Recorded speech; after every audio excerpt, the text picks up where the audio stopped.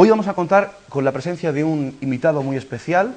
Va a ser la primera vez que viene a este programa. Es licenciado en Historia Antigua por la Universidad de Valladolid. Es escritor, es investigador, es todo un experto en el tema de Egipto, aunque hoy no vamos a tocar el tema de los faraones, lo haremos en una próxima ocasión en su compañía, y vamos a hablar de la historia perdida. Hay personajes, hay hechos, circunstancias en la historia que normalmente se han olvidado y que ha pasado por alto desde el punto de vista de la historia oficial. Nosotros esta noche vamos a intentar abrir las puertas de una maravillosa cronología que no se ha escrito, como de costumbre se hace en la historia oficial, por vencedores ni vencidos. Y lo vamos a hacer a través de la mano de Nacho Ares, al cual ya le doy la bienvenida. Nacho Ares, buenas noches. Buenas noches. Bienvenido por primera vez a este programa. Estoy encantado de que estés aquí. Bien allá, todo un placer. Hablamos de la historia perdida. Además, como ustedes pueden apreciar, hay varios libros sobre la mesa, todos escritos por Nacho Ares. Ha escrito un montón de libros, de Egipto aquí a mi izquierda. Y tenemos la historia perdida 1 y la historia perdida 2, porque son dos partes del archivo del misterio de la colección de Ike, de la colección de la editorial Edaf. Nacho, primera pregunta, como es la primera vez que vienes a este programa y ahora nos adentraremos en la historia perdida, ¿cómo, siendo tú universitario, licenciado en historia, te metes en estos temas heterodoxos, extraños? Hombre, yo creo que una cosa no implica estar en contra de la otra, es decir, a mí desde pequeño siempre me ha apasionado la historia, no solamente la oficial, sino también esa intrahistoria, esa historia perdida, ¿no?, como título en estas dos entregas, precisamente por eso, porque hay infinidad de detalles de esa historia ortodoxa, por llamarlo de alguna forma, aunque no me gusta utilizar este término, que son terriblemente llamativos. Hay infinidad de lagunas que todavía quedan por descubrir y que muchas de ellas están al alcance de cualquier investigador, de cualquier archivo, pero que muchas veces pasan totalmente desapercibidas, como podremos tener oportunidad de ver a lo largo de estos minutos, ¿no? Momentos históricos, personajes, situaciones concretas sucedidas y protagonizadas por el hombre en los últimos siglos que la gran mayoría piensa que fueron realizados o protagonizados de una manera y que resulta que no tiene que ver nada con eso que habíamos creído y tiene una intrahistoria, un suceso detrás realmente impresionante. Se me olvidaba un pequeño detalle, y es que en el extenso currículum de Nacho Ares, y es director de la prestigiosa revista Arqueología. Nacho, ¿tú eres de los que piensan que habría que reescribir nuevamente la historia? Hombre, tanto como eso no, pero como acabo de decir, hay infinidad de detalles que forman esas lagunas en la historia que nosotros conocemos, que sin lugar a dudas sí que necesitan por lo menos una reorientación, ¿no? Yo creo que las bases de la historia del hombre, desde lo que es la prehistoria hasta la época contemporánea, más o menos tienen una serie de estructuras, de coordenadas que están perfectamente asentadas. Lo que sí que es cierto que hay algunos elementos que están dentro de esas coordenadas que quizás están mal ubicadas, por decirlo de alguna forma, y solamente que cambiar algunas de sitio podríamos reordenar esa historia, darle otro aspecto no voy a decir al gran público, ¿no?, pero a toda persona que se acerque a conocerlo, y desde luego hacer una ciencia muchísimo más abierta y con una mentalidad mucho más abierta de lo que hacen muchos investigadores. Nacho, esta noche vamos a hablar son capítulos de tu libro, pero vamos a hablar de circunstancias, de hechos, de pasajes en la historia y de personajes que normalmente el lector o el ciudadano de a pie, por decirlo de alguna manera, no conoce, ¿verdad? Hay infinidad, pero infinidad de aspectos, no solamente relacionados, por ejemplo, con algo que tenemos muy cercano a nosotros, que es, por ejemplo, la tradición judeocristiana, ¿no?, de la que vamos a hablar ahora. Pasajes de la Biblia, hechos protagonizados por grandes personajes de nuestra historia, como Felipe II, grandes verdades a medias, como la obra de William Shakespeare, también de la que vamos a hablar, la importancia también de la figura de Jesús, no solamente en la tradición judeocristiana, sino todo lo que ha conllevado detrás, que en muchos casos, personaje de Leonardo da Vinci. Leonardo da Vinci, por ejemplo, que son protagonistas y, como tú bien decías ahora, detalles, hechos que están ahí, que parece que con el paso de los días, de los años, se han asentado una serie de pozos históricos que no tienen en muchos casos ningún fundamento y que necesitan esa revisión, que yo creo que es no solamente saludable desde el punto de vista histórico, sino que también pues permite tener otro punto de vista de lo que es la historia tradicional. Antes de adentrarnos en estas apasionantes historias, Egipto, desde luego, es tu pasión, ¿no? Hombre, Egipto es, con mayúsculas, una de mis grandes pasiones, por no decir la que más, ¿no? ¿Cuántas veces al país del Nilo? 20. 20, ya son unas cuantas, ¿eh? Son unas cuantas. Pero siempre digo lo mismo, o sea, uno se puede hartar de ir a ver las pirámides y no aprender nada, ¿no? Todo eso, tanto viaje tiene que estar respaldado, pues, no solamente con investigaciones, sino con lecturas, con contrastar, bueno, comentarios, hipótesis de trabajo con otros expertos, con gente normal, que es la primera vez que visita Egipto, que es una de las cosas que a mí me gusta disfrutar, ¿no? De estos viajes que los que suelo acompañar, de gente que en muchos casos es la primera vez que visitan el Valle del Nilo y que, bueno, van allí con esa ingenuidad, entre comillas, que a muchos que hemos estado infinidad de veces nos hacen ver cosas que nos habían pasado por delante en numerosas ocasiones y que nos habían pasado totalmente desapercibidas, ¿no? Y son esas personas las que realmente te enseñan muchísimo. Hablaremos de Egipto en un próximo programa, pero sí me gustaría rescatar ahora tu opinión, breve. ¿Fue Keops el constructor de la Gran Pirámide? Es una pregunta muy difícil, muy difícil. Yo creo la pregunta del millón de euros. La pregunta del millón, casi parecida a la de cómo se construyeron las pirámides, ¿no? Yo creo que Keops tiene una relación directa muy clara con la Gran Pirámide. Que la construyera él no puedo asegurarlo, pero sí que es cierto que no solamente el entorno arqueológico, sino hay una serie de pruebas documentales que relacionan la Gran Pirámide con Keops. Que sea un monumento un poco más antiguo y que en ese, por ejemplo, en ese aspecto haya que reescribir la historia diciendo que, bueno, efectivamente Keops pudo haber sido enterrado allí o pudo haber funcionado la Gran Pirámide como un monumento funerario, pues seguramente sí, ¿no? Pero también hay una tradición, una historia, mejor dicho, detrás que está un poco olvidada y que quizás haya que reescribir. Vamos a adentrarnos con la historia perdida. ¿Se acordarán ustedes que hace unas semanas estuvo con nosotros el periodista y escritor Josep Ijarro hablándonos del ADN de Dios? Bien, y ahí hablamos de las reliquias de Cristo. Vamos a adentrarnos ahora en otras de las reliquias que Nacho nos sugiere en esta su investigación, porque ¿cuántas reliquias de Jesús puede haber en el mundo? Miles, cientos de miles, ¿no? Yo creo que si uniéramos un poco todas ellas nos saldrían pues varios Jesuses, ¿no? Habría que decir así un poco. Lo cierto es que muchas de ellas no solamente son insólitas, con todos mis respetos, muchísimas son absolutamente ridículas porque no tienen ninguna trascendencia ni histórica, ni documental, ni nada, sino que son simplemente producto del fervor de generaciones de personas, ¿no? Que han devocionado algunas de estas piezas y que, sin embargo, hay otras que yo trato en uno de los primeros capítulos de la historia perdida, que yo creo que nos retrotraen al siglo I de nuestra era y nos acercan un poquito más a lo que es la figura de Jesús de Nazaret, ¿no? Como por ejemplo es el papiro Magdalene, el papiro GR17, que se conserva en la Universidad de Oxford y que fue estudiado en la década de los 80 por un papirólogo alemán, Carsten Peter Tiede, que bueno, él llegó a la conclusión de que podía perfectamente pertenecer a un texto contemporáneo de la vida de Jesús. Esto puede sonar a perogrullo, ¿no? Pero hay que decir que los 4 libros de los evangelistas del Nuevo Testamento, de Mateo, Marcos, Lucas y Juan, todos los críticos literarios están de acuerdo en afirmar que son textos puestos por escrito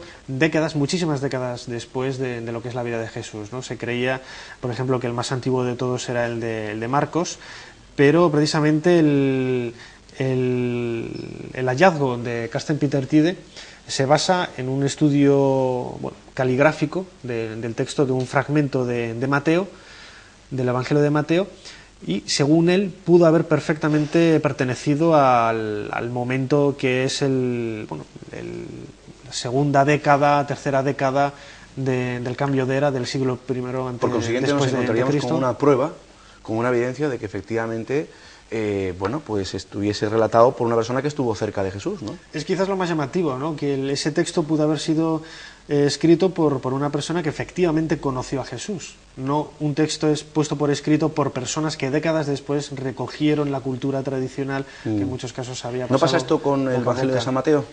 Que parece que fue escrito por una persona que vivió los últimos años con Jesús. Sí, el de Mateo quizás es según Peter Tiede, el que más relación tiene con con esto que estamos contando, ¿no?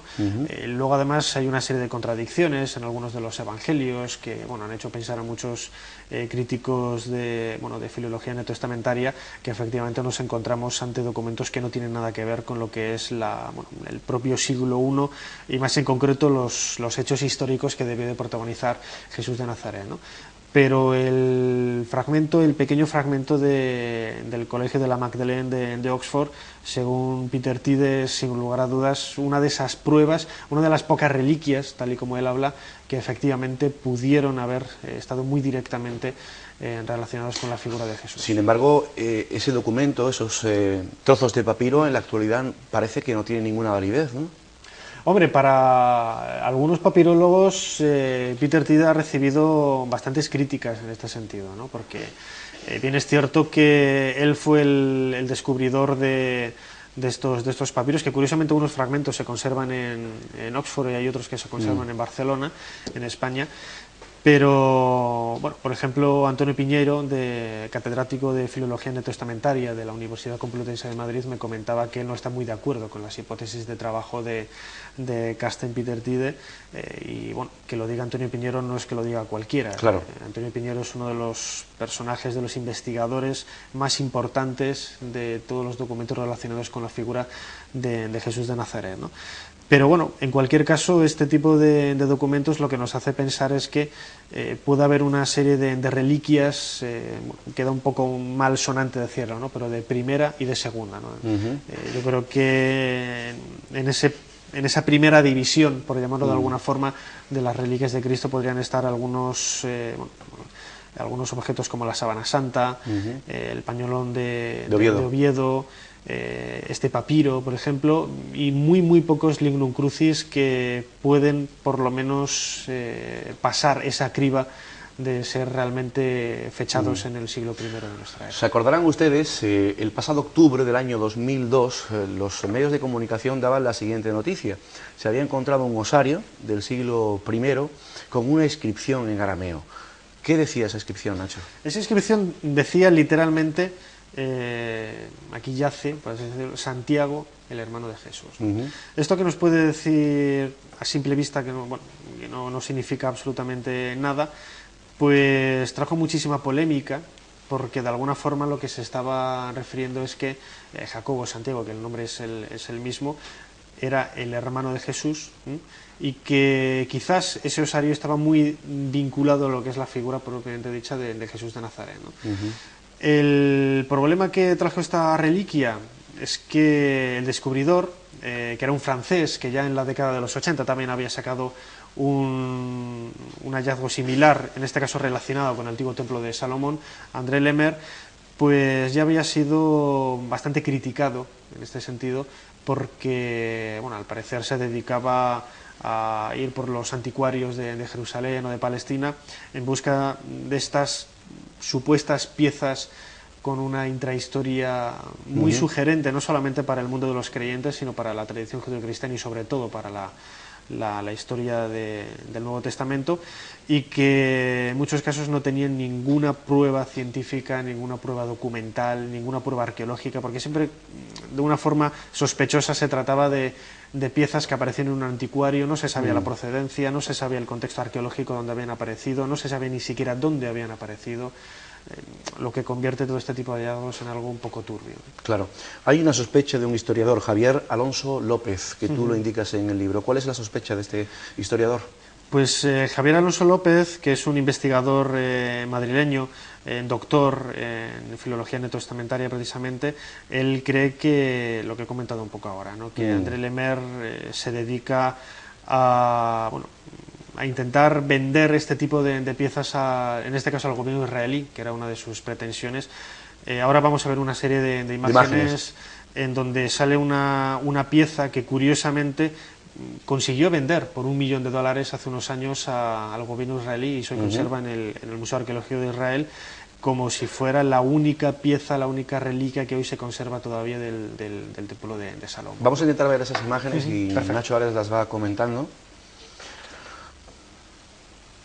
Vemos ahora en la pantalla a Carsten Peter Tiede, que es el papirólogo alemán que estudió los papiros del GR, los llamados GR17, Esta es una de las imágenes de Oxford, ¿no? De Oxford, del Colegio de la Magdalene en Oxford, uno de los centros de investigación más importantes en este sentido. Y aquí estamos viendo ya algunos de los pasajes de algunos de estos fragmentos. En arameo.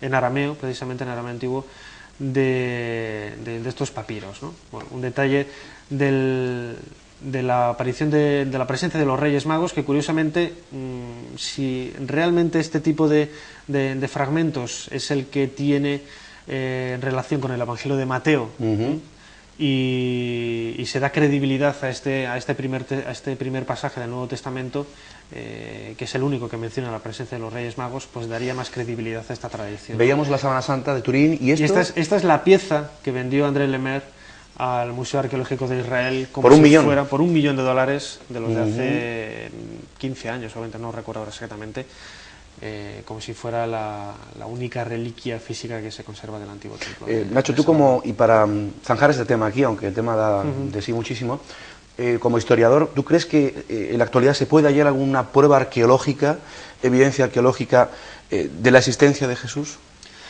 Hombre, habría que excavar mucho. Es decir, el problema que nos planteamos a la hora de adentrarnos a investigar un poco lo que es la figura de Jesús de Nazaret es que apenas hay fuentes que nos hablen de él. Es decir, fuentes clásicas de autores latinos solamente hay una, y en los textos que no son propiamente de historiadores romanos que estuvieron en la Judea del siglo I después de Cristo, son lo que conocemos como el Nuevo Testamento o los evangelios apócrifos, ¿no? Unos evangelios que también tienen su parte de verdad, pero que nadie sabe por qué en un momento en un momento dado de la historia, la Iglesia Católica los relegó a un segundo plano, seguramente porque contaban detalles de la vida de Jesús que no interesaban un poco a lo que eran las grandes creencias, el mundo de las grandes creencias, como por ejemplo hacer hincapié en que Jesús tuviera hermanos, en que Jesús estuviera casado, etcétera, que eran un poco una serie de pautas que iban, bueno, en contra de lo que es la figura tradicional que se había tenido de Jesús de Nazaret. Pero fuera un poco de lo que es el mundo de la fe, yo creo que un personaje como Jesús, al igual de los más de 40 y pico mesías que hubo en su época, que se creían ellos el Mesías, es interesante plantearse la pregunta de por qué solamente Jesús ha trascendido tanto, ¿no? Quizás eso es un papel que solo debamos a Santiago, ¿no? Que es, desde mi punto de vista, el que estructuró de alguna forma lo que es la religión cristiana y la tradición tal y como hoy la entendemos. Pero es muy difícil encontrar pruebas que, como digo, vayan un poco más allá de la fe para demostrar la existencia de Jesús, aunque sin lugar a dudas, como precisamente me comentaba Antonio Piñero, él no entiende la historia del mundo sin la presencia de Jesús de Nazaret, y precisamente Antonio Piñero, catedrático de Filología Neotestamentaria de la Complutense, como decía antes, no es precisamente un personaje católico fervoroso ni nada parecido. Pues desde el personaje más importante de la historia, Jesús de Nazaret, nos vamos con otro personaje más reciente, importante en nuestra historia española, sobre todo en el mundo de la pintura y las bellas artes. Les hablo de Velázquez. Y vamos a hablar de una obra, quizá la más afamada, que es Las Meninas. Nacho, ¿qué misterios, qué enigmas hay en el cuadro de Velázquez, Las Meninas? Hombre, el cuadro tiene su intrahistoria, al igual que todos los objetos y personajes que aparecen en los dos libros, ¿no? Por ejemplo, muy poca gente conoce que el cuadro de Las Meninas, que es sin lugar a dudas no solamente la obra más emblemática de Velázquez, el pintor barroco del siglo XVII, sino una de las más emblemáticas de todo lo que es la historia universal, bueno, por esa forma tan maravillosa de captar la luz, la ubicación de los personajes, etcétera. Vamos a intentar hacer una cosa, si nuestro realizador puede, vamos a congelar algunas de las imágenes. Vamos a congelarlas, porque como el tema es más didáctico, vamos a intentar ver el cuadro de Las Meninas y nos cuentas. Bueno, bien decía que muy poca gente conoce, por ejemplo, que el cuadro de Las Meninas hasta hace pocos años, que ya lo vemos ahí en pantalla, era exhibido en el Museo del Prado de Madrid con un espejo delante. Efectivamente. Es decir, había un investigador español, siguiendo un poco la tradición de un francés, Ángel del Campo Francés, precisamente se llamaba este investigador español, que ubicó un poco la posición de los personajes de del cuadro de las Meninas, y llegó a conclusiones bueno, que era no solamente un juego maravilloso de luces, él llegó incluso a pronosticar en qué momento del año pudo haber sido escrito. Él decía que más o menos hacia el diciembre de 1656, bueno, lo del año se sabe porque se sabe que está pintado ese año, ¿no? Pero el mes, por el tipo de luz, se conoce perfectamente el ala del antiguo Alcázar de Madrid, que ardió en 1730 y pico, donde se pintó realmente este cuadro. Se dice, Nacho, perdona, que incluso Picasso, malagueño, quería intentar dar con la clave, ¿no?, del cuadro, ¿verdad? Sí, se tiró bastantes meses metido en el estudio intentando buscar la clave de ese misterio que todo el mundo sabe, bueno, por lo menos intuye, ¿no?, cuando se acerca a observar el cuadro de las Meninas, que como vemos en pantalla está enfocado y centralizado en la figura de la hija de Felipe IV, en donde, bueno, aparece rodeada de algunas de las Meninas, que son las ayudantas, por así decirlo, portuguesas, que era el nombre que recibía. A la izquierda del todo aparece el propio pintor, Diego Velázquez, y a la izquierda, a la derecha, aparecen un par de enanos y el mastín, llamado León, que todos son personajes importantes de la escena. Uno de los grandes descubrimientos de Ángel del Campo francés es que, bueno, si trazamos una línea uniendo el pecho de las figuras principales del cuadro, como Diego Velázquez, la primera Menina, la infanta, la segunda Menina, y el personaje que hay en la puerta al final, que es José Nieto, que es uno de los camareros de la reina, pues formamos lo que es la constelación Corona Borealis. Curioso. Que curiosamente la estrella más brillante de la constelación es Margarita, que es la estrella central, precisamente el nombre de la hija de Felipe IV. Este es un detalle bastante curioso y que tiene relación con otro hecho que también del Campo francés identificaba con Mariana de Austria, la esposa de Felipe IV, que aparece junto al rey reflejado en la parte trasera del lienzo, ¿no?, del cuadro. Y es que quizás del Campo francés aporta la posibilidad de que este cuadro en realidad sea un homenaje a la reina, a Mariana de Austria, pintado el día de su cumpleaños. Ella nació hacia el 23 de diciembre de 1656. El horóscopo suyo era Capricornio, y precisamente otro juego uniendo las cabezas, en este caso de los personajes de la escena, incluso de Nicolasito Pertusato, el que está colocando el pie sobre el mastín, y Mario Bárbola, los enanitos que aparecen a la derecha, pues se forma el dibujo de la constelación de Capricornio, que si el realizador nos pasa un poco ahora para adelante las imágenes, en una de ellas aparece reconstruida. ¿Es cierto, Nacho, que Velázquez empleó 6 espejos para pintar esto? Pues muy posiblemente. Esta es la hipótesis que barajaba el investigador español.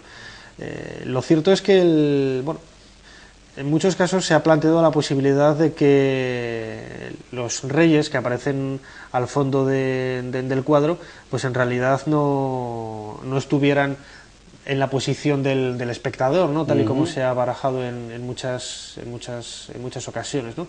Y sigue siendo un enigma. Ahora mismo en pantalla estamos viendo una copia de las Meninas realizada por el propio Velázquez, que apareció en Inglaterra hace relativamente pocos años, y que no deja de ser otra curiosidad. El detalle de Mariana de Austria y Felipe IV. Felipe IV, también hay que decir, era amigo íntimo del pintor Diego Velázquez, el pintor sevillano, que aparece en este caso, en este autorretrato reflejado en las Meninas, con la cruz de Santiago sobre el pecho. Veamos más detalles. Una pregunta, Nacho. Esta conclusión, esta teoría que tú nos acabas de ofrecer, hace que pensar, es decir, ¿Velázquez tenía conocimientos de astronomía? Pues eso es lo que se supo cuando él murió en 1660. Este es Ángel del Campo francés, el investigador español que sacó toda esta historia. Y ahora vemos en pantalla precisamente de color amarillo el dibujo de la constelación de Corona Borealis, y de color rojo el horóscopo de Capricornio. Cuando falleció en 1660, Diego Velázquez, y al hacer acopio de los objetos que él conservaba en su estudio del Alcázar, porque él vivía ahí junto al rey. No solamente aparecieron obras de Leonardo da Vinci y de otros investigadores de la época, sino aparecieron un montón de libros dedicados a astronomía, varios telescopios. Era un personaje con inquietudes científicas. Física, química también. Absolutamente de todo. Era un personaje muy abierto, del que apenas se conoce nada desde este punto de vista, de esta faceta científica de Diego Velázquez, pero que solamente es una pequeña muestra de lo que podemos encontrar en algunas de sus obras. Para concluir con el tema de Velázquez, sigue siendo un misterio dónde está su cuerpo, su tumba.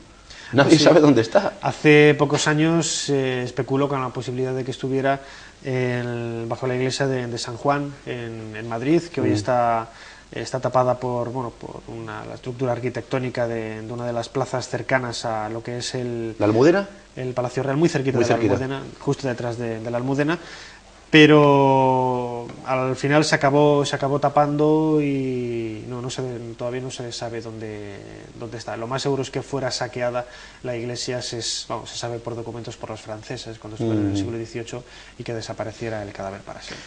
Pasamos a otro capítulo, otro tema, y en este programa saben ustedes que hemos hablado mucho del fenómeno OVNI, también lo haremos la semana que viene. Pero vamos a hablar del fenómeno OVNI en la historia, en la antigüedad, porque ahora entramos en un capítulo que Nacho ha titulado Escudos de fuego sobre las tierras de César. Y hables con la historia de Roma de Tito Livio, ¿no? O sea, ¿qué hay en este libro?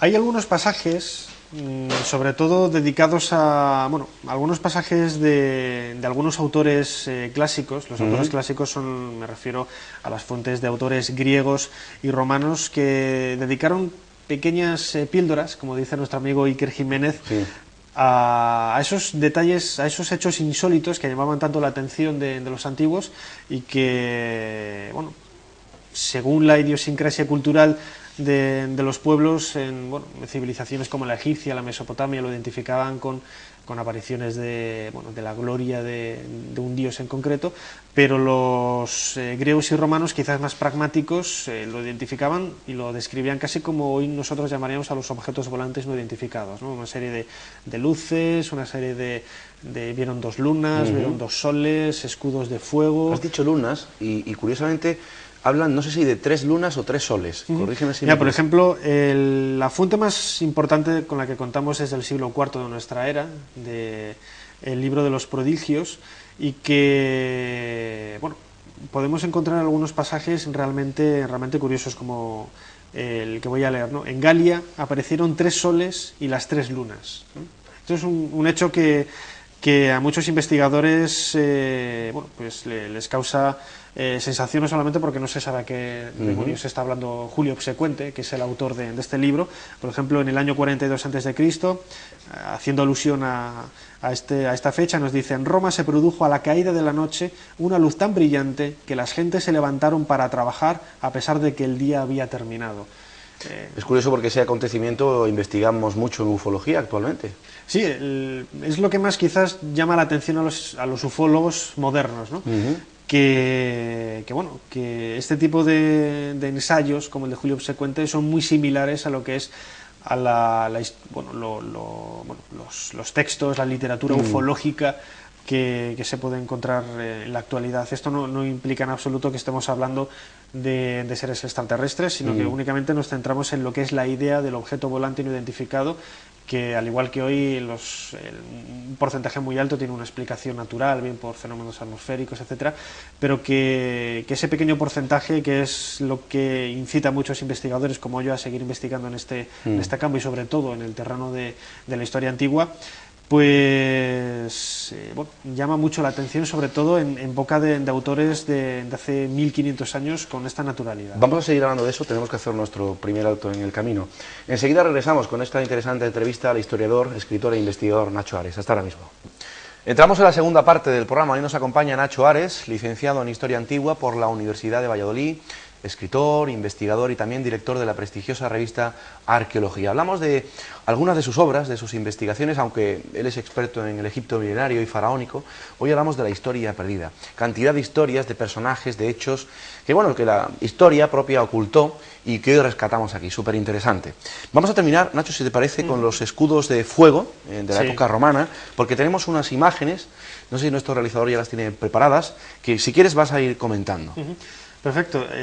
Además quería apuntar algunos textos más por su curiosidad, ¿no? Por ejemplo, el Tito Livio, que no solamente ya en el siglo III de nuestra era nos comenta, en Adria, en Italia, se había visto un altar y espectros de hombres a su alrededor vestidos de blanco. Es decir, no Curioso. solamente nos está haciendo referencia a imágenes como la que vemos ahora en pantalla, que son reconstrucciones posteriores de esos textos latinos y griegos que nos hablan de escudos de fuego, como lo llamaban ellos. En la pantalla vemos ahora la primera página de la obra de Julio Obsecuente, el libro de los prodigios. El libro de los prodigios.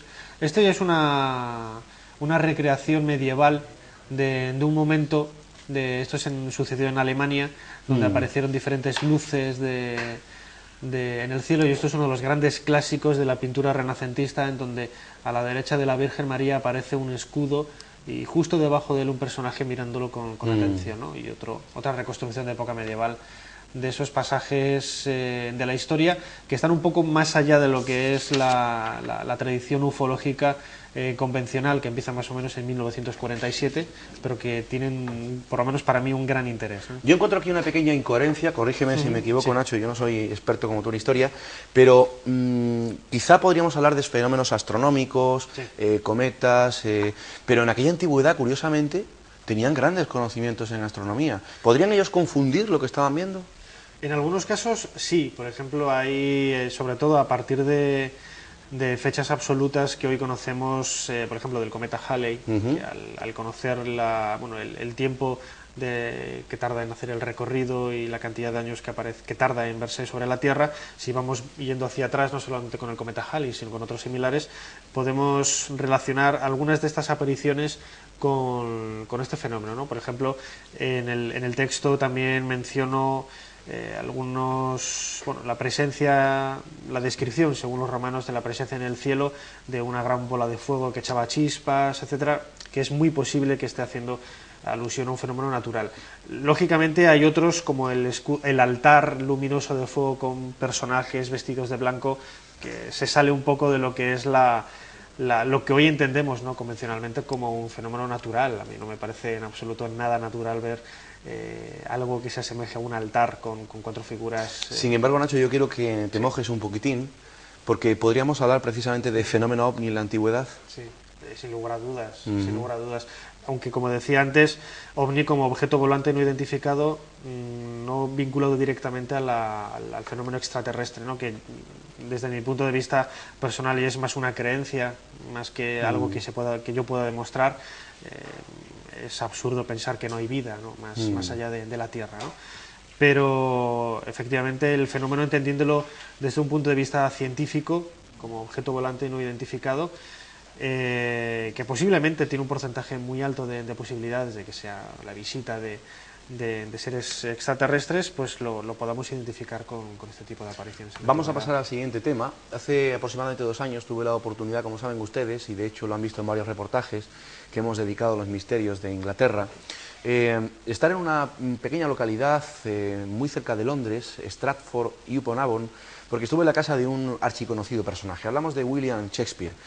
Y tú lo titulas El escritor de las 1000 plumas, porque es un personaje extraño, donde hay una serie de historias ahí, bueno, pues muy extrañas, ¿verdad? Muy raras acerca de este personaje, ¿no? Sí, William Shakespeare es quizás la pluma más conocida del territorio isabelino. Nos estamos refiriendo a lo que es la segunda mitad del siglo XVI y comienzos del siglo XVII, ¿no?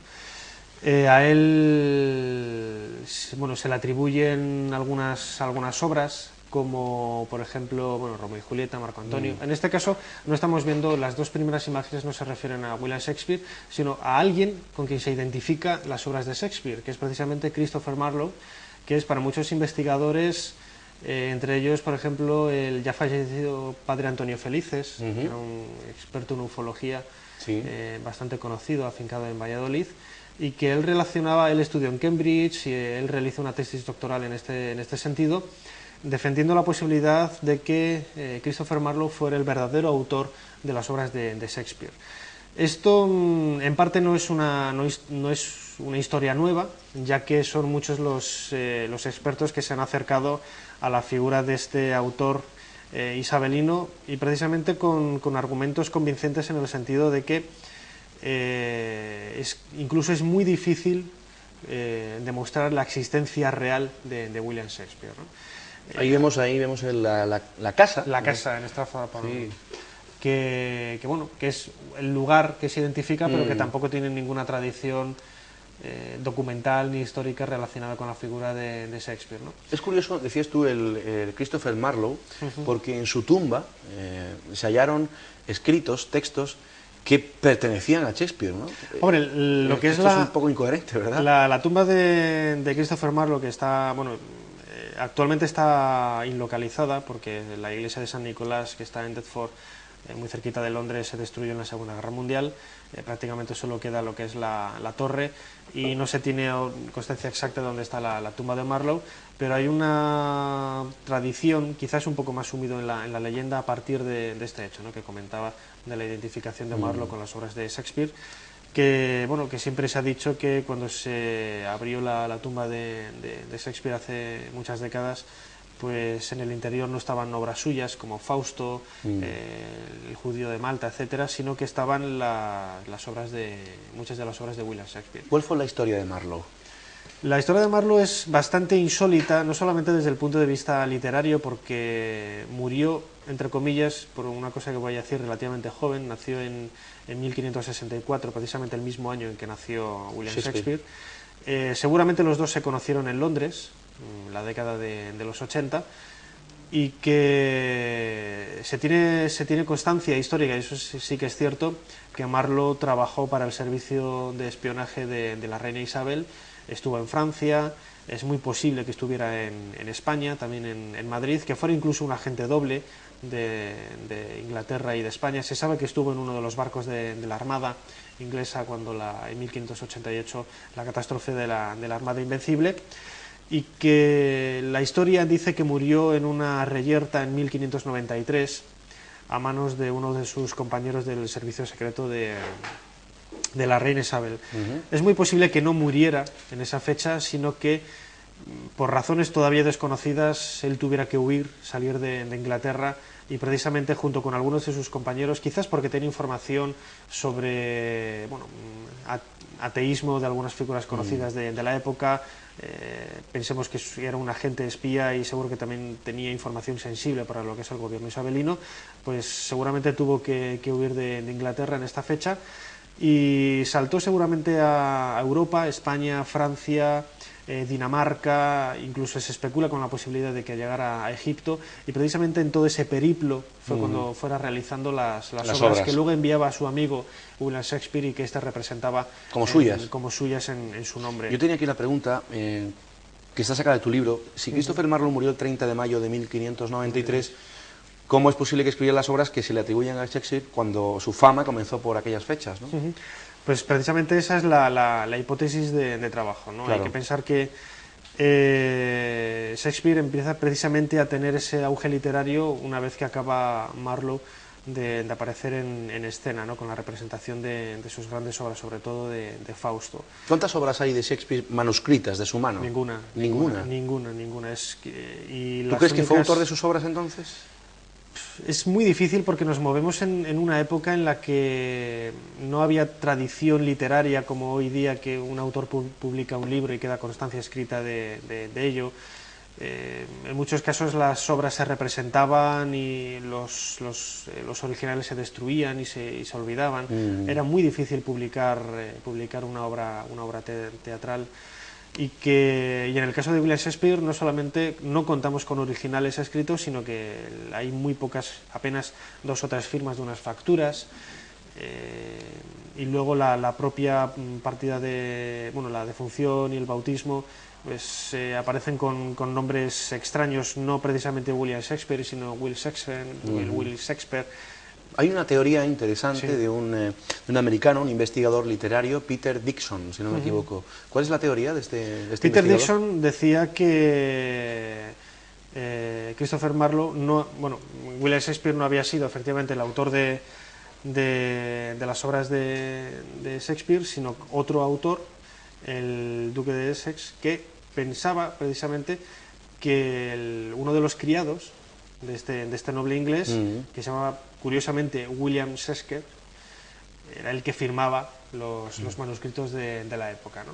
Hay también detalles curiosos, por ejemplo, en un listado de autores del siglo XVII muy importante de Inglaterra, no aparece el nombre de William Shakespeare por ningún sitio, y sí que aparece el nombre de Will Shakespeare, además en primer lugar, que es algo parecido, por ejemplo, a lo que vemos décadas después en Francia con la figura de Molière, ¿no? Que es otro autor del que no se tiene en absoluto la menor noticia histórica, que también dedico otro capítulo como uno de estos grandes enigmas literarios, que se le identifica con Luis XIV, de quien se decía que podía ser el verdadero autor de las obras como tal. Nacho, ¿se tiene constancia de la tumba de Shakespeare?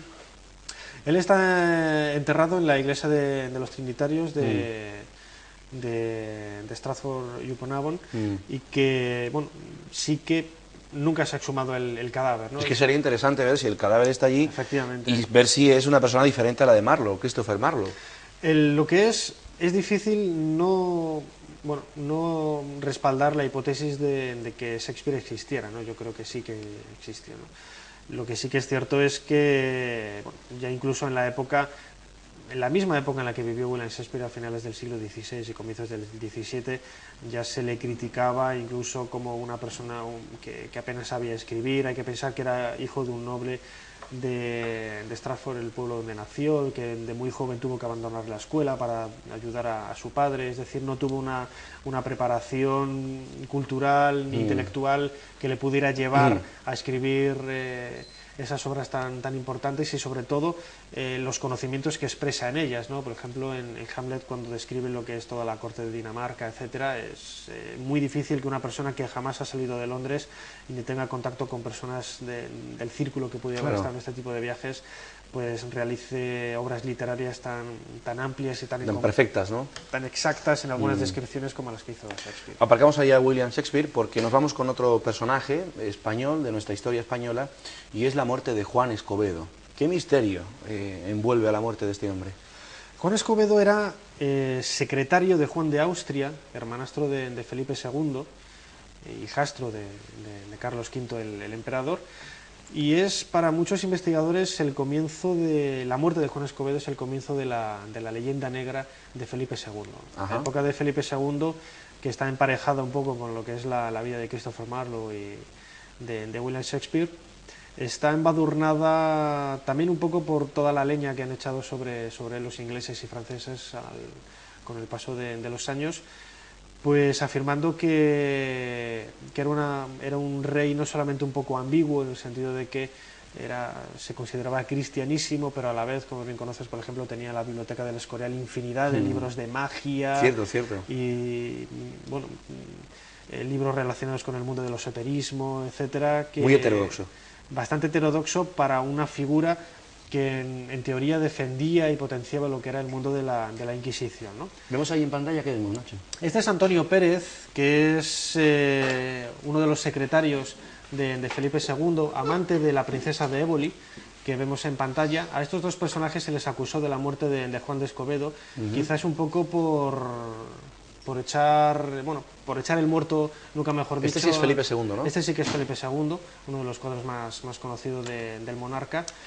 Juan de Escobedo murió en 1578, el lunes de Pascua, muy cerquita de lo que hoy es la Almudena, donde se encontraba la Almudena de Madrid. Era secretario de Juan de Austria, que es el que vemos ahora en pantalla, y seguramente fue asesinado por Felipe II porque tenía miedo de que su hijo, su hermanastro Juan de Austria, hubiera urdido algún plan para conquistar Inglaterra a sus espaldas y hacerse con el gobierno de Inglaterra, ¿no? ¿Había una conspiración contra Felipe II?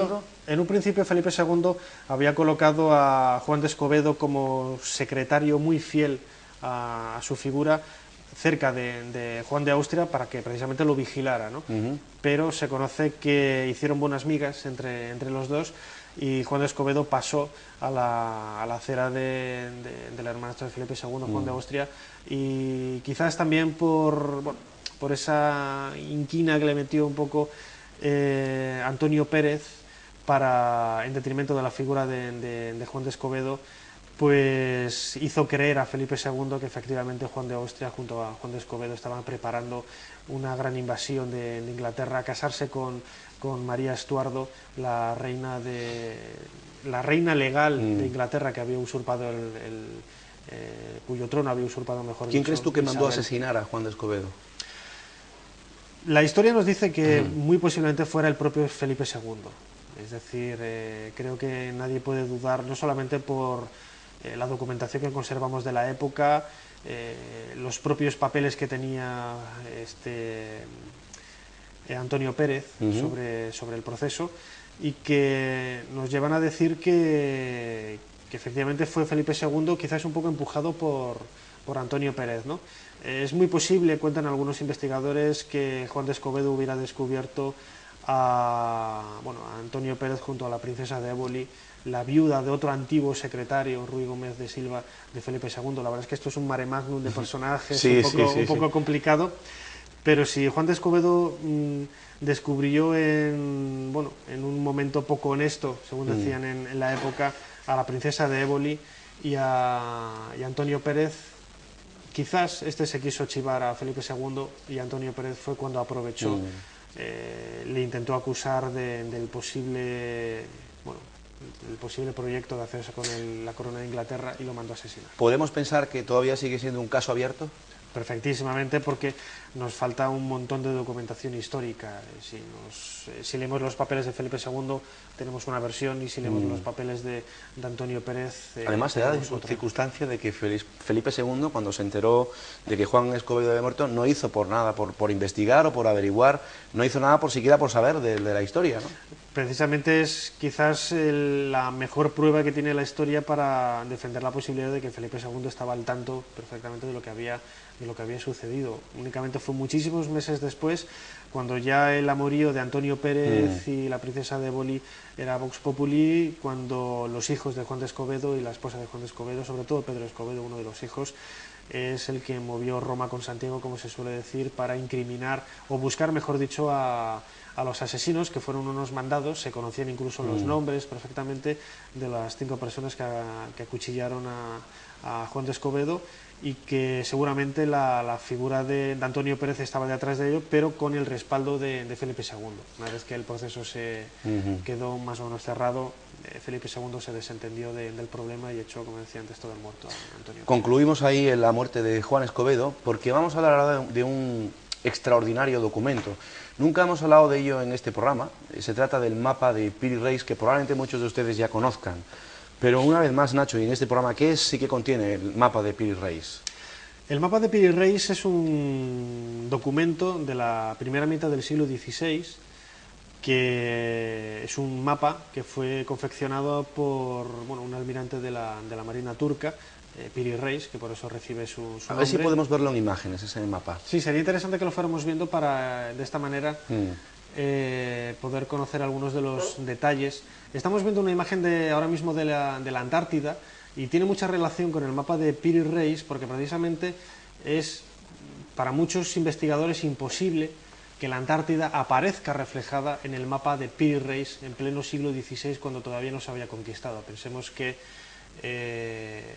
este hallazgo de la Antártida es del siglo XIX. ¿Este no es Piri Reis? Este no es Piri Reis, efectivamente. Este es Robert Schoch, un geólogo de la Universidad de Boston, que ha estudiado recientemente lo que es el significado del mapa del Piri Reis.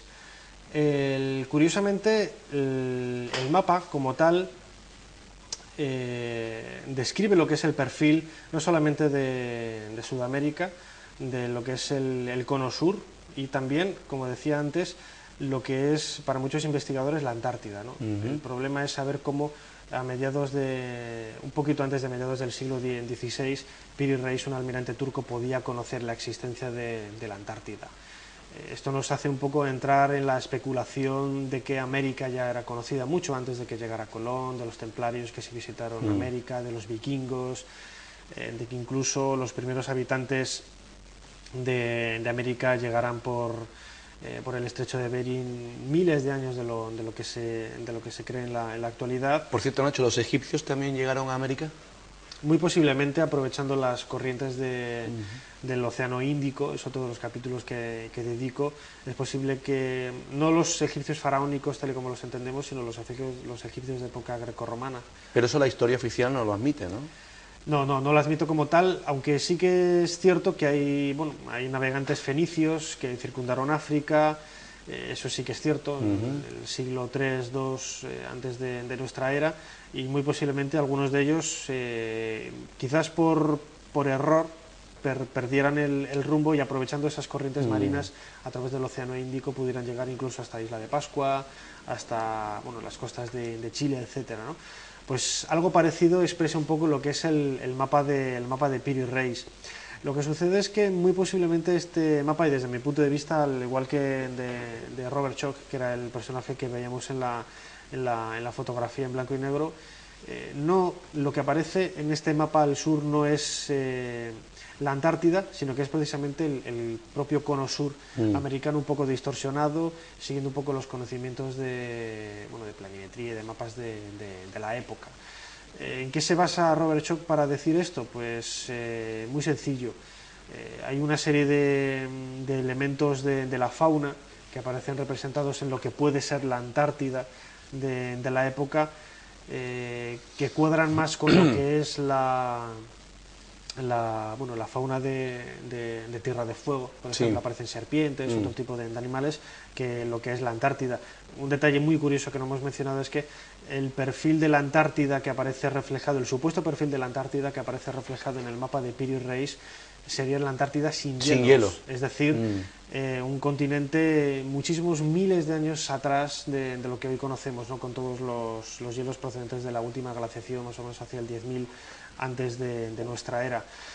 El principal problema, no solamente desde el punto de vista de la iconografía, como he dicho, que hay elementos que cuadran perfectamente con lo que es Tierra de Fuego en Argentina u otros lugares del cono suramericano, sino que hay un detalle para mí rotundo que demuestra que no es la Antártida sin hielos lo que aparece en el mapa de Piri Reis, que es que si nosotros quitamos los miles de millones de toneladas de hielo que tiene la Antártida en la actualidad, el perfil del continente subiría y no tendría en absoluto ese perfil nada que ver con lo que hoy conocemos. Nacho, otra de las preguntas que nacen del mapa de Piri Reis es ¿qué documentación o qué conocimientos empleó el propio Piri Reis para confeccionar ese mapa?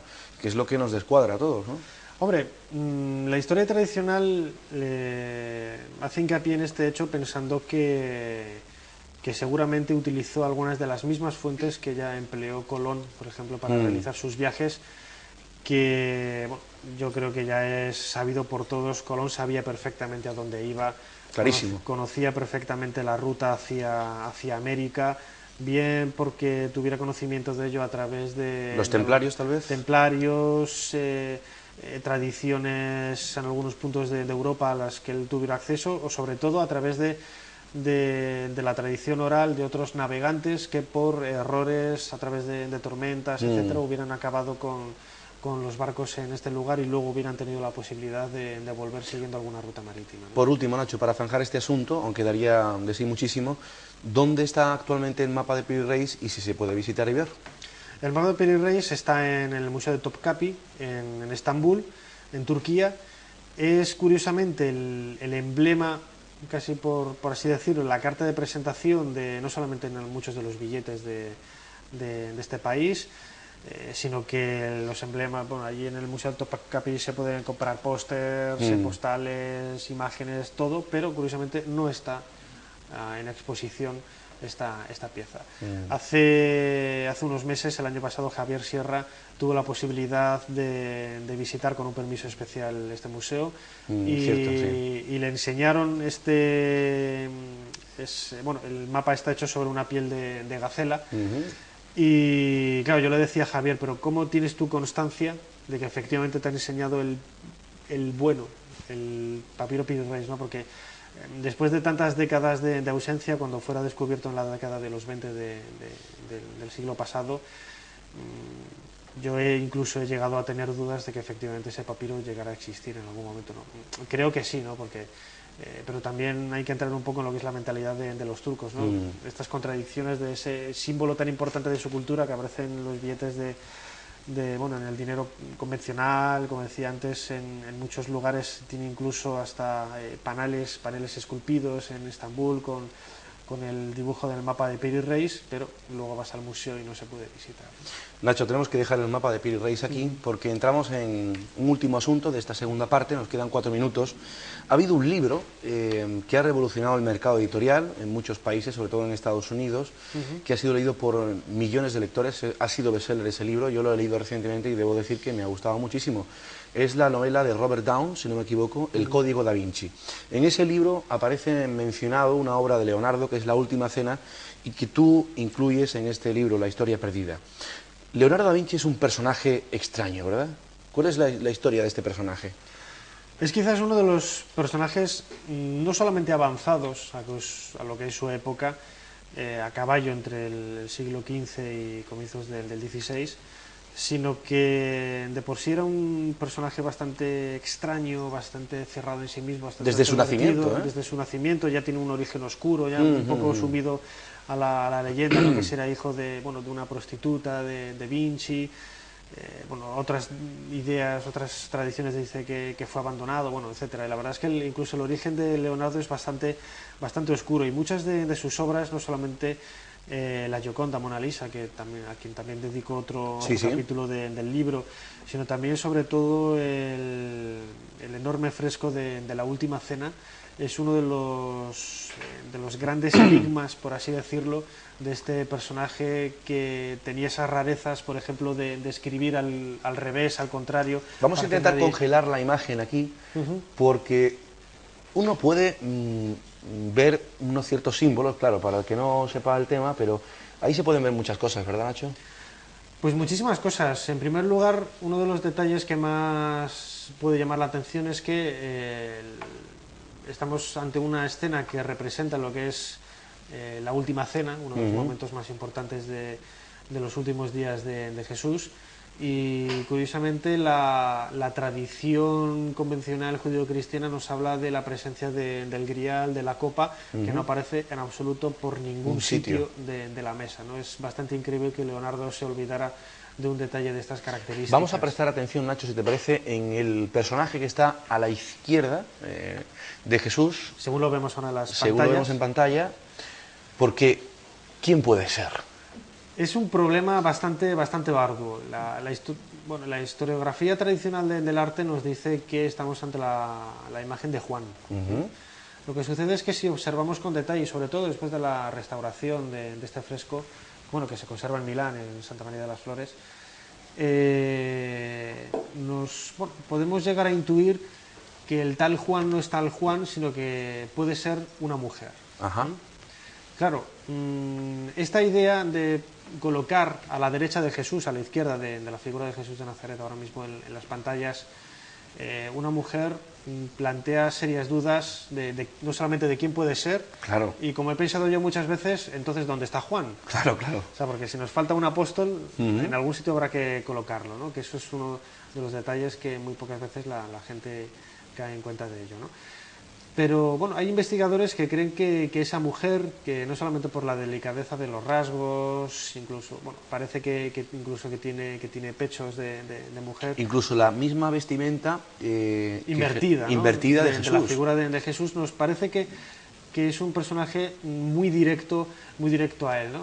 Incluso se contradice un poco al relato del Nuevo Testamento, en donde en el momento de la Última Cena se nos habla de esa cercanía, de ese acurrucamiento casi de la figura de Juan sobre Jesús, y ahí aparecen totalmente separadas, ¿no? Como digo, para muchos investigadores puede ser María Magdalena, la tradición más esotérica, la tradición más heterodoxa, por así decirlo, del mundo judío-cristiano nos dice que María Magdalena era la esposa de Jesús. Exacto. Por cierto, Nacho, te interrumpo porque se dice, hay algunos investigadores, incluso lo hemos podido leer en la novela del Código da Vinci, que Leonardo da Vinci tal vez pudo ser gran maestre de lo que llaman el Priorato de Sion. El Priorato de Sion es una sociedad secreta que supuestamente viene ya a partir de lo que es la... ¿Qué estamos viendo aquí? Perdona, Nacho.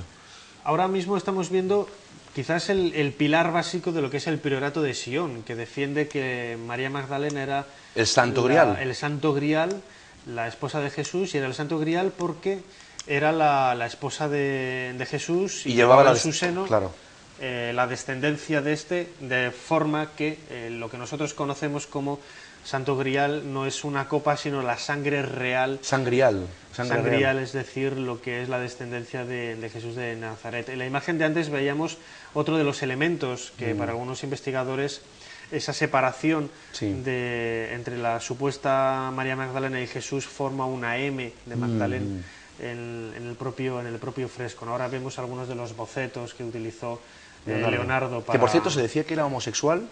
Sí, se decía, bueno, al igual que Miguel Ángel, Christopher Marlowe también. Hay infinidad de personajes del Renacimiento, sobre todo personas con esa sensibilidad especial que luego que han destacado enormemente en el mundo de las artes y que bueno, se les ha tildado de homosexuales, en muchos casos sin muchas pruebas para ello, ¿no?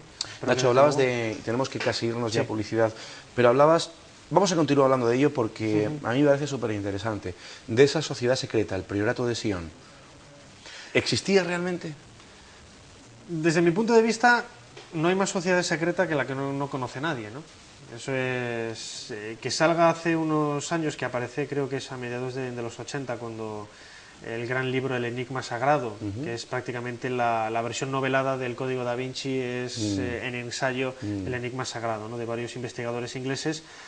Ellos destapan por primera vez la existencia del Priorato de Sion, que cuenta la tradición de que María Magdalena era la esposa de Jesús, que tuvo un hijo con él, que tuvo descendencia, que era realmente ella el Santo Grial, la sangre real, la descendencia. Que ella estuvo en el sur de Francia. Que ella consiguió huir a través de Egipto hasta el sur de Francia y que es la que, a través de las dinastías de los reyes merovingios y carolingios, la que estampó, por así decirlo, de forma terrenal la descendencia de Jesús a través de estos reyes franceses.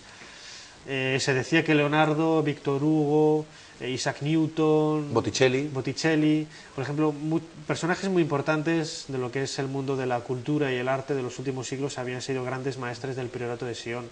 Lógicamente ellos no tienen ahora, una vez fallecidos hace siglos, no tienen la posibilidad de defenderse, ¿no? ¿Qué te parece si lo dejamos aquí? Nos vamos unos minutos con información comercial y seguidamente hablamos del tema. Hacemos una pausa, enseguida regresamos. Hasta ahora mismo. Bueno, estamos ya en la última parte del programa. Estábamos comentando aquí, Nacho y yo, fuera de cámara, que habíamos preparado 15 temas, 15 capítulos. Tendríamos que hacer probablemente, como en su libro, una segunda parte de la historia perdida. Bien, antes de que ustedes sean los protagonistas ahora de esta última parte, que puedan llamar por teléfono, y bueno, pues hacerle preguntas a Nacho Ares, sí me gustaría bueno, pues seguir hablando sobre la última cena de Leonardo da Vinci, porque muchos ven en ese cuadro la representación de María Magdalena como el Santo Grial y la portadora de la sangre de Cristo, es decir, la descendencia de Cristo. ¿No es así? Sí, esta es lo comentábamos también ahora antes del corte publicitario, uno de los ejes básicos del Priorato de Sion, ¿no? Y que encaja un poco con lo que es otras tradiciones, por ejemplo el del mundo de los cátaros, con esa defensa a ultranza que tenían, por ejemplo, ellos del mundo de la mujer, ¿no? Que quizás deriva un poco de esta posible presencia de María Magdalena en el sur de Francia. Lógicamente estamos hablando del mundo de la tradición, no hay un solo documento histórico que defienda esto de lo que estamos hablando, ¿no? Pero, por ejemplo, la posibilidad de que esto sea cierto puede tener pruebas indirectas a través de la proliferación tan grandísima que hay en Francia de iglesias dedicadas a la Magdalena, ¿no? Y que curiosamente pueden tener este antecedente, que en parte está respaldado un poco, como decíamos antes, con la posible existencia del Priorato de Sion. Desde mi punto de vista, y comentándolo con otros expertos como Pepe Rodríguez, que es uno de los máximos expertos en nuestro país, dedicado al mundo en sectas o en sociedades secretas, él me decía que no creía que la existencia del Priorato de Sion fuera más allá de comienzos del siglo XX, ¿no? ¿Qué secreto guardan ellos, si existieran? ¿La tumba de María Magdalena, por ejemplo? No lo sabemos, todo lo que está relacionado con el mundo del Priorato de Sion enlaza con otros aspectos muy amplios de grandes enigmas del cristianismo, ¿no? No solamente con la figura de María Magdalena, sino con los cátaros, como habíamos mencionado ahora, con los templarios, con el enigma de René Le Chateau. Es un compendio de enigmas históricos que quizás muchos de ellos tienen la misma respuesta, ¿no? Pero que hoy por hoy, en el estado actual de la investigación, y que es muy difícil avanzar, por eso que decía antes, ¿no? Que en muchos casos nos tenemos que atener a tradiciones, a leyendas, a grandes especulaciones, que es muy fácil perderse en callejuelas que no llevan a ningún sitio y realmente olvidarse un poco de ese foco originario que debió de ser. Seguramente, y esto yo creo que por lo menos los textos del Nuevo Testamento y los apócrifos nos pueden orientar en ese sentido, que efectivamente Jesús estuvo casado. Sería algo totalmente extraordinario. ¿Que no murió en la cruz? Que no muriera en la cruz ya es harina de otro costal, ¿no? Pero, por ejemplo, el hecho de que un judío en el siglo I, en la época en que nos movemos, en la tercera o cuarta década de nuestra era, no estuviera casado, sería algo realmente insólito, ¿no? Más claro. si estuviera acompañado de tantos hombres. Incluso la figura de un Mesías con esa idea política que se tenía del Mesías en la época, no un libertador en religioso, sino un libertador político del yugo de Roma.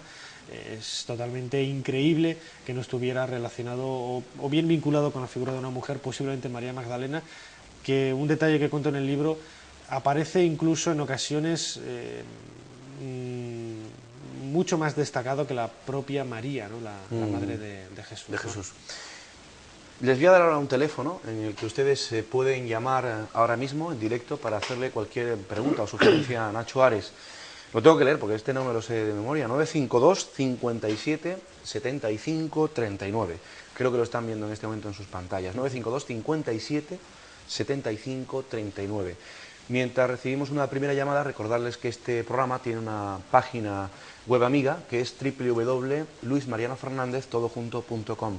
En ella mucha información. Además, yo creo que si no hoy, mañana van a ver ustedes un nuevo diseño de la página web con nuevos contenidos. Que por cierto, Nacho, ya estás como colaborador en la página para que tú, cuando quieras, nos envíes con cualquier trabajo. Y que este programa, como saben ustedes, también tiene un email, un correo electrónico donde pueden ustedes dirigirse a nosotros. misenigmasfavoritos@arrakis.es. misenigmasfavoritos@arrakis.es. Y tenemos ya una primera llamada. Buenas noches. Hola, buenas noches, Luis Mariano. ¿Con quién hablo? Hablo con Jesús Nieto. Mira, yo también soy periodista, trabajo en Onda Litoral Torremolinos. Lo que pasa es que yo me encargo de deportes, pero sí, me gusta mucho el periodismo de investigación y darte las gracias pues, por ese maravilloso programa que hiciste junto a Iker Jiménez en Milenio 3 en ese Córtico jurado en Málaga. Muchas gracias, Jesús. Mira, yo quería preguntar, estoy leyendo ahora un libro que se llama... se me ha ido el nombre. Es un libro de Matilde Asensi que habla sobre una secta secreta de los estarofilantes. Los guardan, por ejemplo, las Linum Crucis de Cristo. Y quería saber si eso tiene alguna base histórica, alguna base cierta o es fruto de la invención de la propia autora. Interesante. Muchas gracias por tu participación. De acuerdo, muchísimas gracias. Un abrazo. Felicidades por el programa. Buenas noches, gracias. Yo no tengo ni idea sobre eso. Sí, conozco a la autora Matilde Asensi, no recuerdo exactamente el nombre de la novela, pero efectivamente hace alusión a... Bueno, Matilde Asensi cuenta con la virtud de que las tres novelas, por ejemplo, que yo conozco ahora, que tiene publicadas ahora en el mercado, recurre en muchos casos a enigmas históricos muy similares, por ejemplo, a estos temas. La última de ellas incluso relaciona con el mundo del mapa de Piri Reis y el mundo de América. Y bueno, a partir de estos enigmas históricos lo que hace es navegar un poco en las posibles soluciones a los problemas, ¿no? En el caso de la novela dedicada a las reliquias de Cristo, no la he leído, pero me consta que es muy buena obra. ¿Cómo se llama la sociedad secreta que ha mencionado? Ese no recuerdo el nombre que ha comentado, Pero en cualquier caso, la figura de las reliquias de Cristo, seguramente el nombre de la sociedad sea propia creación de Matilde. Ajá, de la autora. Porque lo que suele hacer en este caso es utilizar elementos reales del mundo de los enigmas históricos, por ejemplo en este caso las reliquias, sí, y a partir de ahí crea sus propios personajes, claro, sus propias situaciones, pero la estructura de la novela, pero a partir siempre, como digo, de un trasfondo real, en este caso las reliquias de Cristo. Tenemos otra llamada. Buenas noches. Hola, buenas noches, sí. Esteban, ¿verdad? Sí, exactamente. Encantado de tenerte nuevamente ahí al otro lado. Igualmente. Adelante. Pues mi pregunta para Nacho es la siguiente, es sobre el mapa de Piri Rey. ¿Qué opina de lo que han apuntado otros investigadores acerca de que parece como una fotografía tomada desde un satélite, desde la vertical de Egipto? Muy buena pregunta, como siempre, Esteban. Gracias a vosotros. Gracias, un abrazo. Hasta luego. Es cierto, los investigadores han apuntado esa posibilidad de que se trata de una fotografía como aérea, ¿no? Sí, tomada desde la vertical de Asuán. Eso, efectivamente. De Asuán, que es uno de los... Egipto. En Egipto, que está al sur de Egipto. La posibilidad está ahí, es decir, si nosotros desplegamos el aspecto, el perfil de la Tierra desde ese punto, desde Asuán, precisamente aparece lo que podemos ver en el mapa de Piri Reis. Que sea casualidad, pues como dice Juanjo Benítez, causalidad, ¿no? No Claro. hay causa efecto sin causa, y seguramente tenga un respaldo, bueno, un trasfondo de verdad que hoy día se nos escapa. Buenas noches. Buenas noches. ¿Con quién hablamos? Me llamo Juan Carlos y ante todo saludarle por su programa y quisiera hacer una pregunta a mi amigo Nacho, porque es amigo también, estuvimos juntos en Egipto, celebramos el fin de año allí con él y quisiera preguntarle sobre una pregunta de los manuscritos del Mar Muerto. Adelante, Juan Carlos. Y para saber si él recuerda de los manuscritos si en verdad se hablaba sobre la vida de Jesucristo. Es mi pregunta. Muchísimas gracias por su programa. Gracias, Juan Carlos. Y un abrazo para Nacho también. Un abrazo. Otro tema interesante que creo que también lo... Sí, de refilón en uno de los capítulos de los Mar Muerto, ¿no? del Mar Muerto. Bueno, pues quiero devolver el saludo Ahí tienes tu cámara. a Juan Carlos, que un placer entrar en contacto contigo, espero que hayas disfrutado del vídeo que te regalé. Y pues efectivamente, los textos del Mar Muerto, uno de los problemas que plantean es quizás la relación que tiene con el mundo de los esenios. Hay una serie de pautas, de doctrinas que aparecen perfectamente reflejadas en esos documentos y que en unos casos cuadran muy bien con lo que es la tradición judeocristiana y todo lo que es la propia divulgación, por así decirlo, de las ideas de Jesús, y en otros casos choca radicalmente con lo que es supuestamente la palabra que peregrinó Jesús de Nazaret, ¿no? Para muchos investigadores los esenios no tienen en absoluto nada que ver con Jesús. Además hay está una comprobado, serie de, prácticamente comprobado, y además no solamente desde el punto de vista de la crítica literaria, sino desde el punto de vista de la arqueología. O sea, todos los hallazgos que se han realizado cerca de las cuevas del Qumran parece que no tienen nada que ver con lo que podría haber sido un asentamiento esenio, ¿no? Que es otro de los misterios que todavía rodean un poco a la figura de estos documentos. Recibimos otra llamada. Buenas noches. Sí, hola, buenas noches, Luis. ¿Con quién hablamos? Sí, con Antonio, de Málaga. Antonio, adelante. Sí, mira, era para hacer un comentario. Es que el invitado ha dicho que, bueno, que parece ser que hay rumores de que Jesús tuvo un hijo con María Magdalena. Pues bueno, la pregunta es obvia. ¿Qué se sabe de ese hijo, no? Si es Claro. que se sabe. Claro. Muchas gracias, Antonio. De nada, gracias. Buenas noches. Bueno, claro, ahí entraríamos un poco en ese gran secreto que oculta el presunto priorato de Sion y que lleva ocultando durante muchos años, así como los templarios. Sí, que es lo que comentábamos un poco así a vuela pluma, la descendencia de Jesús, ese hijo, quizás habría sido el origen de la dinastía de los reyes que reinaron tanto merovingios como carolingios en Francia durante siglos.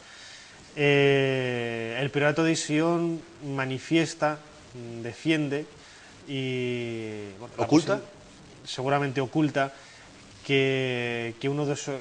En la actualidad el descendiente directo de esa rama todavía sigue vivo, estaría, no sabemos dónde, en algún lugar del planeta. Y incluso con otra identidad, a lo mejor. Con otra identidad seguramente, incluso muy posiblemente él ni sepa realmente su verdadero origen, pero entramos, como decía antes, en ese mundo de la especulación, ya que de conspiración, muy difícil de adentrarse en él y sobre todo de intentar demostrar con un documento nacional de identidad que efectivamente una persona de nombre X puede respaldar que realmente tirando hacia atrás de árbol genealógico es el descendiente de Jesús de Nazaret. Es que nos puede sonar realmente a ciencia ficción. A ciencia ficción, ¿no? Claro. No sé si tenemos alguna llamada. De cualquier forma, repetimos el teléfono 952, que hoy es diferente al de todas las semanas, 952 57 75 39, 952 57 75 39. Repetirles de nuevo, como el inicio del programa, que estamos aquí, bueno, pues porque estamos de obras, de reformas, siempre para mejorar nuestros equipos, nuestros platós, nuestros estudios en Radio Televisión Benalmádena. Aquí la próxima semana pues ya estaremos en la mesa OVNI, que ya tienes que volver para sentarte en ella, Nacho. Ahora sí tenemos una llamada. Buenas noches. Hola. La voz, porque... Buenas noches. Sí, hola, buenas noches. ¿Con quién hablamos? Pues mira, soy Pilar desde Fuengirola. Adelante, Pilar. Entonces yo tenía una pregunta para su invitado y lo que me gustaría saber es si me podría explicar, si es que tiene explicación, el hecho de por qué apareció la figura histórica de Jesús, tanto histórica como divina, para quien lo crea, en ese momento histórico, justamente en ese momento histórico. ¿Hay alguna explicación para ello? Porque podría haber sucedido antes, un siglo antes o un siglo después. ¿Podría haber alguna explicación del porqué del momento histórico de la aparición de la figura de Jesús? De acuerdo, Pilar, muchas gracias por llamar. Gracias a ustedes. Buenas noches. Y enhorabuena por el programa. Gracias. Como historiador, Nacho. Como sucede siempre, nada es casual en la historia. Nada es casual. Y bueno, hay que pensar, como decíamos antes, que la figura de Jesús aparece en un momento bastante turbio de lo que es la historia de Palestina, con la ocupación del pueblo judío por parte de los romanos, la búsqueda casi desesperada de un Mesías y sobre todo a partir de lo que es el siglo I de nuestra era, con la fundación de la Iglesia a partir de la figura de Santiago Apóstol, pues que curiosamente no tiene en gran parte nada que ver con esa tradición original de Jesús, ¿no? Muy posiblemente lo que hoy conocemos como la Iglesia católica, la Iglesia, tampoco quiero centrar en la Iglesia católica, la Iglesia es una, no voy a decir conspiración, pero una especie de montaje más relacionado con la política de la época, que realmente con la defensa de unas ideologías y de una fe muy en concreto.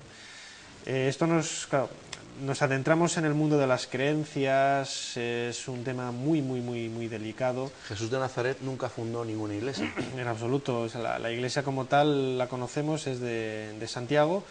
Santiago, no olvidemos que era un guerrero, un político, una persona muy inteligente y que seguramente a partir de él expande más por intereses políticos que por intereses religiosos, lo que en definitiva en muchos casos ha venido a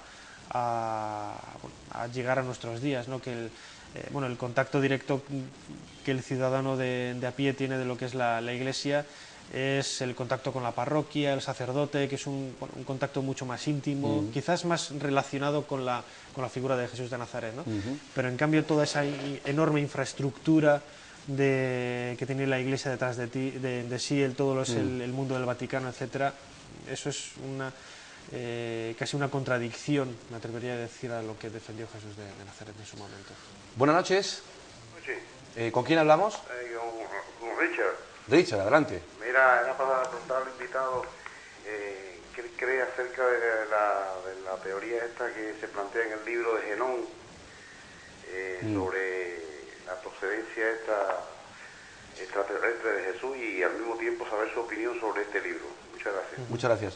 Bueno, pues este señor, Richard, habla de los manuscritos de Genón, del grupo Aztlán, ese grupo de contacto de Madrid, y bueno, pues ahí plantean, dicen que Jesús fue un extraterrestre o algo así, ¿no? ¿Tú tienes alguna idea?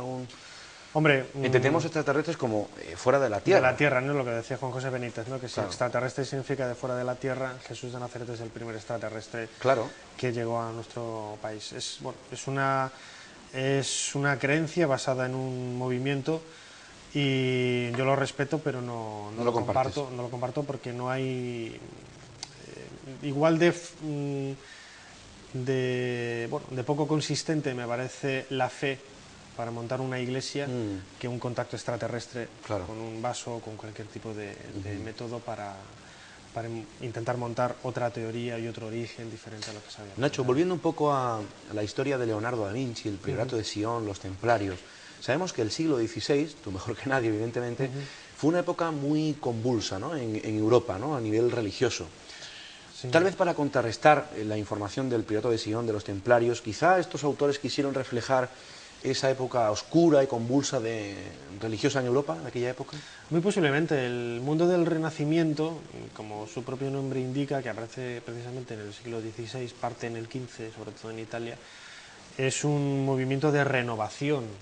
De renovación no solamente en lo que es la estructura mental de las ideas que se habían tenido en los últimos 15 siglos, sino también de estructuración desde el bando contrario, es decir, por un lado estaba pues todos los que querían ampliar ese mundo de miras de una nueva Iglesia católica y por otro los ultraortodoxos, por así decirlo, con la Inquisición, etcétera, que buscaba el mantenimiento y la continuidad de esa tradición que había estado brillando en Europa durante los últimos 15 siglos. Es muy curioso que a partir de esta época, y quizás un poquito antes, ya con la construcción de las catedrales, todo este tipo de monumentos que en Europa lo que hacen es implantar las bases muy sólidas para un nuevo mundo de creencias y sobre todo para un nuevo mundo de ver la historia, ¿no?, que es quizás un poco a lo que ha devenido en la actualidad todo este tipo de investigaciones. Recibimos, Nacho, otra llamada. Buenas noches. Hola. Sí. ¿Con quién hablamos? Mariano. ¿Con quién hablamos? Con Rafael. Rafael, adelante, buenas noches. Mira, yo era para preguntarte acerca de Jesús, si hay algún conocimiento acerca de Jesús y su hermano Juan, que eran gemelos. Y también si viajó a Cachemira. A Cachemira. Bien. Juan, muchas gracias. Gracias. Buenas noches. Bueno, supongo que su última pregunta iba en referencia al libro de Faber-Kaiser, ¿no? Jesús vivió y murió en Cachemira. Bueno, en el orden que tú quieras responder. Sí, bueno, pues es que las dos preguntas entran un poco en lo que hemos venido comentando a lo largo de esta noche, que prácticamente se está convirtiendo en un monotema dedicado a la figura de Jesús, ¿no? Sin lugar a dudas, no me extraña porque es una figura histórica fascinante. Pero bueno, que si Jesús tuvo hermanos, bueno, los textos nos hablan de ello, ¿no? Algunos de los evangelios, por ejemplo el de Mateo precisamente, nos habla de algunos de sus hermanos, que tuvieron un hermano gemelo. Pues bueno, hay documentos que así nos hablan, no aceptados por la Iglesia Católica, pero que, como decía antes, entramos un poco en lo que es la especulación, no tenemos pruebas. Y que si Jesús murió y vivió en Cachemira, pues prácticamente lo mismo. O sea, la opinión que tenga yo de esto no va a ser ni mayor ni menor que la que pueda aportar incluso cualquier persona de la calle, porque no hay pruebas que defiendan ni una hipótesis. Nos queda un minuto tan solo para finalizar el programa, pero fíjense ustedes los temas que teníamos preparado. El otro lado de la vida, anamorfosis, tema interesante. ¿Dónde está Mona Lisa?, de Leonardo da Vinci. Desenmascarados por la geología, museos y falsificadores. La ciencia tiene una explicación. Cráneos con agujeros de pala. ¿Dónde está la tumba de Alejandro Magno? Y efectivamente la Biblia tiene razón, y las copias de la Sábana Santa. En fin, Nacho, yo creo que como tu libro hay que hacer una segunda parte de la historia perdida y por supuesto contar contigo para hacer un programa de Egipto. Es decir, yo creo que te vamos a abonar al programa. Pues muchísimas gracias. Ya sabes que voy a venir encantado, porque la acogida que habéis tenido aquí conmigo, la verdad es que no voy a decir que no la merecía, pero muy, muy contento y muy agradecido por todo lo que habéis hecho. Nacho, ¿habrá tercera parte de la historia perdida? ¿En qué estás metido ahora? ¿En qué proyecto estás metido ahora? Ahora mismo estoy, rematando lo que es una monografía dedicada a la Gran Pirámide, que saldrá en muy poquitas semanas a la venta, publicado por la editorial Oberon, y que se va a titular El enigma de la Gran Pirámide. Y que si hay material para la historia perdida 3, pues sin lugar a dudas la hay, ¿no?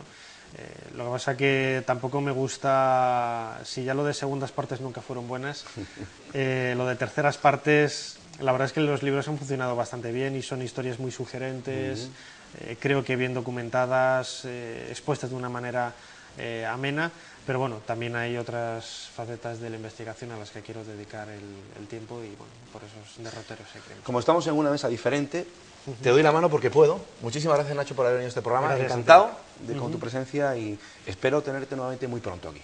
Muchísimas gracias y acepto la invitación y aquí estaré. Gracias, Nacho. Y a ustedes ya emplazarles para la próxima semana, que ya estaremos en nuestro plató habitual. Estará con nosotros una persona que repite programa. Recuerden ustedes cuando hicimos aquel programa exitoso, por cierto, dedicado al 11S, Historia de una infamia, los atentados de las Torres Gemelas. Estará con nosotros Bruno Cardeñosa, periodista y escritor, redactor de la revista Enigmas, porque hablaremos una vez más del fenómeno OVNI y concretamente de la desclasificación militar OVNI en nuestro país, en España. Todo eso la próxima semana. Reciban un fuerte abrazo de todo el equipo que hace posible este programa y nos vemos la semana que viene. Hasta entonces, buenas noches.